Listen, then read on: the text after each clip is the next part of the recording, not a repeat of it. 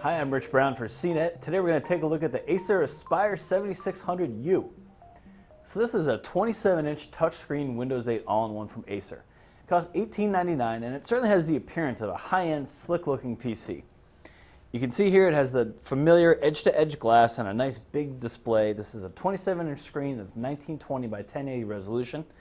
It's a touchscreen and it's also pretty responsive. Doesn't have some of the drag you get on other touchscreen designs, and in general, we're pretty happy with the way this reacts to our input. At least in terms of our input on the screen. Now, there's actually a gesture recognition feature that comes with this PC, and it doesn't work that well. It's not that responsive. Some of the gestures are kind of confusing, and in general, it's probably best left forgotten. So, although this system has some pretty great looks and actually has some interesting features, overall, it's pretty overpriced. So one of the big downfalls of the system is its resolution. Now Dell has a system that's XPS 127. It's also a 27-inch touchscreen all-in-one. That's kind of a spoiler among the new Windows 8 PCs. That system has a 2560 by 1440 screen resolution for roughly the same price, and it really makes these 19 by 10 screens look kind of inferior. Now another problem with this system is its core features. It has a mobile-grade Core i5 CPU that's really not that fast, particularly for its price.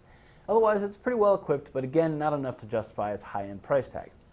It has 8 gigs of RAM, a terabyte hard drive, although the hard drive is slower. It's a 5400 RPM model. You get 7200 RPM in most other PCs. It also has a GeForce GT 640M graphics chip. Now that chip does give this PC decent gaming capability, but you can certainly find more in other PCs in the same price. So this is not to say the system doesn't have some positives. There's some USB 3 ports on the side here, which is great. SD card input, a couple analog audio jacks, nothing too surprising there. But if you look on the back, you'll see a nice clean design as well as a series of ports that really give the system some nice multimedia flexibility. And there's a couple more USB ports on the back as well as an Ethernet input. But there's also 2 HDMI inputs as well as an HDMI output. That lets you connect all kinds of external devices to this PC to use as a secondary display. And with the HDMI out, you can actually connect another monitor to the system and expand your display space. That really makes it pretty flexible. Now you might also be drawn to its design. You can see it has a pretty clean lined front here, with this transparent chin, if you will. It's not maybe for everybody, but it's certainly not terrible. The one downside is these 3 branding stickers here. Now other Windows 8 all-in-ones have gotten rid of those and moved them to other places that are not quite so obvious. Now along with other big screen touch all-in-ones, there is sort of the temptation to want to use this system without walking up to it and sitting down in front of it to use the keyboard and mouse. So to facilitate that, Acer has made a pretty decent stand on the back here.